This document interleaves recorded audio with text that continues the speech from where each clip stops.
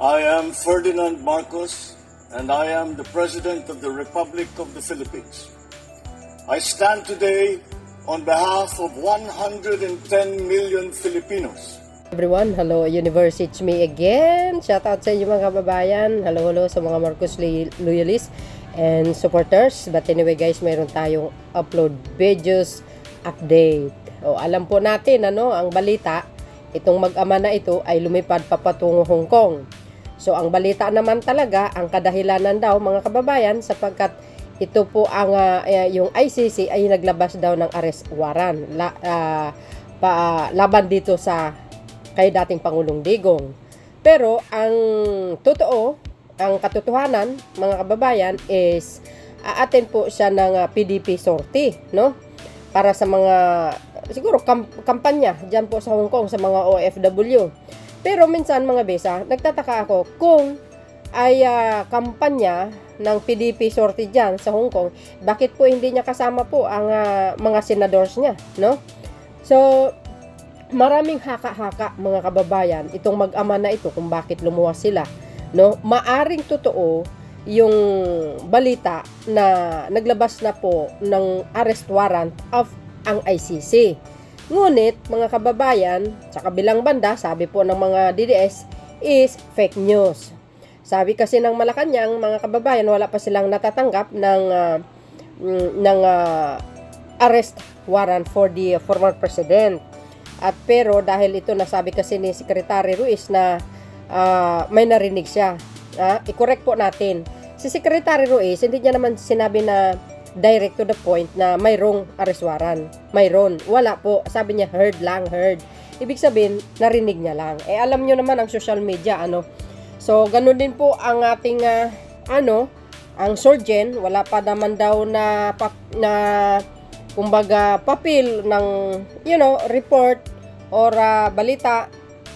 Wala pa naman daw nakarating doon sa ating Solicitor General na ganyang, ganyang arrest warrant, no? So, wala pa naman daw. So, fake news sabi ng mga DDS. Hindi natin po sure, mga kababayan, kung fake news o hindi yan. Alam nyo, minsan, nagkakanda-totoo din yung mga haka-haka na naglabas ng arrest warrant of ang ICC. Hindi natin sure yan kung totoo o hindi. Pero, lagi na naman tayong handa tayo sa mga ganyang balita, maaring fake, maaring may katotohanan. Sapagkat, sabi nga ng mga nakaraan buwan, malapit na po maglabas ng arrest warrant ang ICC laban sa dating Pangulo. So, ano man ang totoong balita mga kababayan, well, maghintay po tayo. So, dahil nga dito sabi nila sa social media, although may video ako dyan, sabi nga, tumakas nga ito si dating Pangulong Digong. Well, hindi natin masabi kung yan po ay totoo naman or hindi, no? So, may posible mga kababayan, Pero para sa akin, no, sa nakikita ko, mayroong ibang agenda yan, no? Kasi kung pumunta siya doon para sa PDP campaign sortie guys sa Hong Kong, dapat kasama niyo mga senador, 'di ba, na tumatakbo. Kanya lang, sabi ko, sa akin lang, sa kaisipan ko lang, in my own theory lang naman kababayan. So, hindi kaya malapit na ba talaga na maglabas ng arrest warrant ng ICC? Baka nakatunog ito. Pumunta, kunwari, ang palabas lang papuntang Hong Kong lang para mag-attend, magpapasalamat sa mga OFW, mga kababayan. O palabas lang ba niya yan? Or ang katotohanan mayroong secret agenda sa pag-uusap sa mga membro ng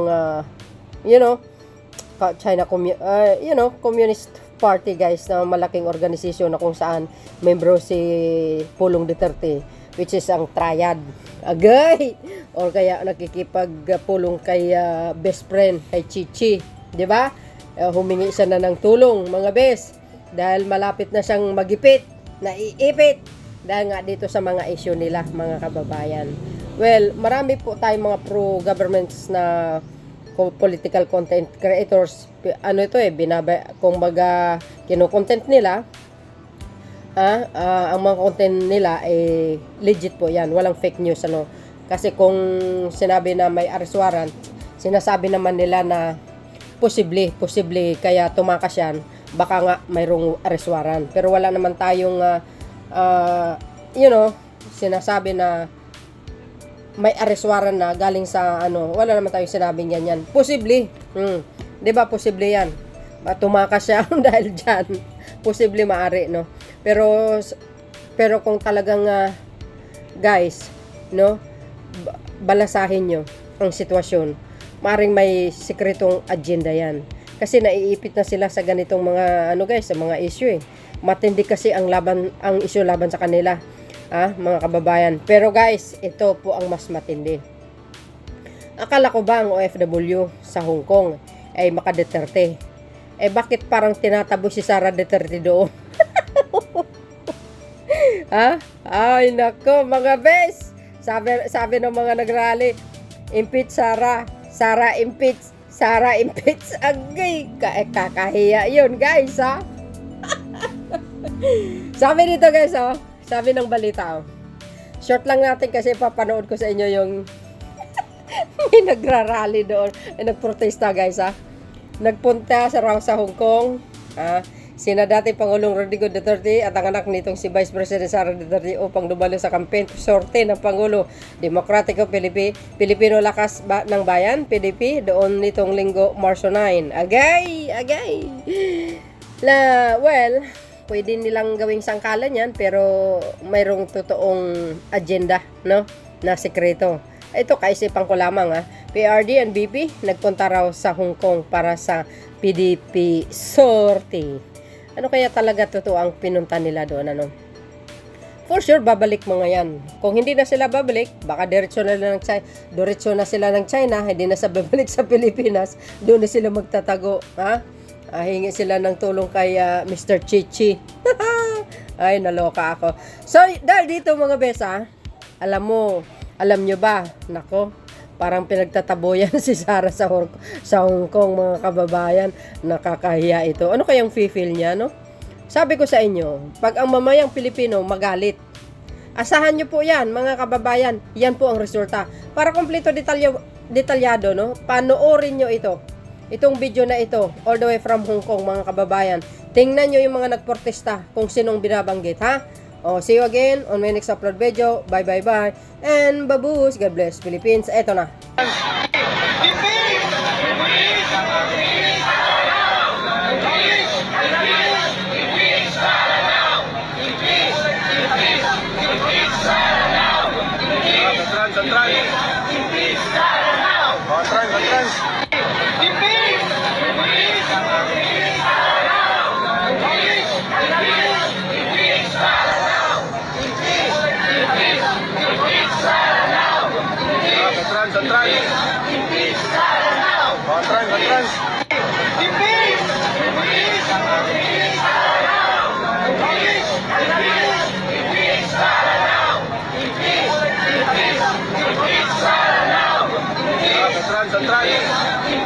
Ito guys, si Sara, Ayan, ito na si Sara.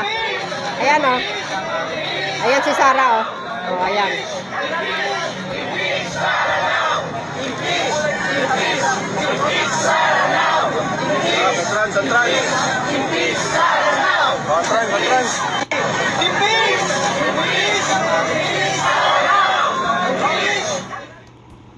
Ano ngayon?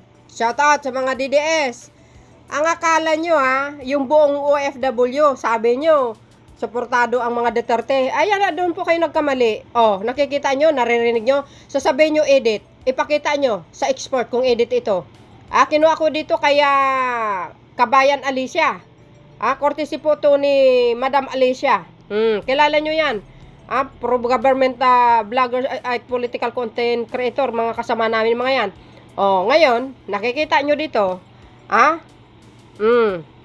Legit po yan. Walang halong hidit.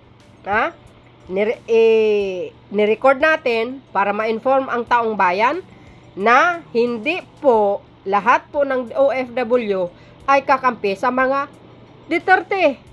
Anong sigaw? Impeach Sara, impeach Sara, impeach. Sinusuka siya. Ano kaya ang feel ni Madam Sara doon sa mga sigaw ng ating mga kababayan ng Pilipino diyan po sa Hong Kong? Ganon. Kaya nga sabi natin, mga politisyan na sa matataas na posisyon, ayusin nyo ang mga performance nyo para hindi po kayo mapunta sa mga ganitong klaseng mga kahihiyan. Tingnan nyo. Nag-spread yan ngayon, nag-viral yan guys. Tingnan nyo ano na naman ang sasabihin ng mga dides? Sasabihin, fake yan, excuse me, mag-research kayo. So yun guys, ano po ang kapalagayan nyo? Well, kayo na pong balang umusga mga kababayan. See you again on my next upload video. Bye, and babus. God bless Philippines.